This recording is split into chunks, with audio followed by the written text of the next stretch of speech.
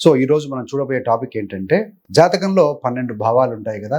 మరి ఏ భావానికి ఏ దేవతారాధన చేసుకుంటే మీ యొక్క కష్టాలు నష్టాలు తొలగిపోయి సంతోషంగా ఉండగలుగుతారు ఏమిటి అనేది సవివరంగా డెప్త్గా ప్రాక్టికల్గా మనం డిస్కస్ చేసుకుందాం. మరి జ్యోతిష శాస్త్రంలో 2వ భావం అంటే కుటుంబం, ఫుడ్, మాట. మన కుటుంబం, మన వాక్కు, మన అన్న పాసానాదులు అంటాం కదా. సో మన దగ్గర ఉన్న ధనము. సో ఇవన్నిటికీ ఏంటంటే ముఖ్యంగా మనం చేసుకోవాల్సింది అన్నపూర్ణ తల్లి మహాలక్ష్మి తత్వాన్ని కనెక్ట్ చేసుకోవచ్చండి. రోజుకు కనీసం ఒక్కసారైనా భోజనం చేసే ముందు లేదా భోజనం తర్వాత కళ్ళు మూసుకుని చిన్నగా అన్నపూర్ణే సదాపూర్ణే శంకర ప్రాణవల్లభే జ్ఞాన వైరాగ్య సిద్ధ్యర్థం భిక్షం దేహీ చ పార్వతి. సో ఇలా కానీ లేదంటే కనుక ఓం శ్రీ మహాలక్ష్మీ నమః అని కృతజ్ఞత కనుక జపిస్తూ ఉండండి. సో దీనివల్ల ఏంటంటే నాకు అన్నం ఇచ్చేది నువ్వే అమ్మా, మా కుటుంబాన్ని మాకు కాపాడేది నువ్వే అమ్మా అని మనసారా కనుక కృతజ్ఞత చెప్పుకుంటూ ఉంటే కనుక 2వ భావానికి చాలా మృదువైన డివైన్ గ్రేస్ వస్తుందని ఘంటాపదంగా చెప్పొచ్చండి.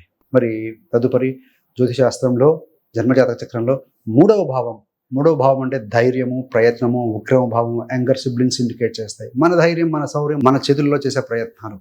ఇక్కడ సుబ్రహ్మణ్య స్వామి, ఆంజనేయ స్వామి తత్వాన్ని మనం కనెక్ట్ చేసుకోవాలండి. కనీసం రోజుకు 11 సార్లు అయినా సరే ఓం శ్రీ సుబ్రహ్మణ్యాయ నమః లేదా ఓం శ్రీ హనుమతే నమః అని నామాన్ని జపించిన చాలు. నా భయాలు, నా మెంటల్ బ్లాక్స్ అన్నీ నీ పాదాల దగ్గర వదిలేస్తున్నా స్వామి అని మనసారా కనుక సరెండర్ అవ్వండి.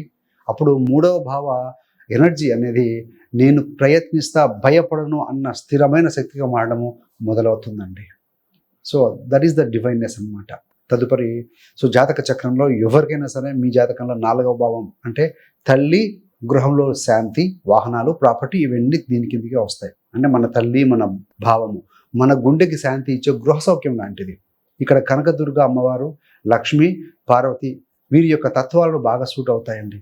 ప్రతి సాయంత్రం ఇంట్లో ఒక మూలలో దీపం పెట్టి చిన్నగానైనా సరే ఓం శ్రీ దుర్గాయ నమః లేదా ఓం శాంతి లక్ష్మీ నమః అని అమ్మవారిని స్మరిస్తూ ఉండండి. ఈ కుటుంబము నీ రక్షణలో ఉండాలి అని మనసులో ఒక ప్రణాళిక పెట్టుకుంటే 4వ ఇంటి దోషాలు నెమ్మదిగా తొలగిపోతాయండి.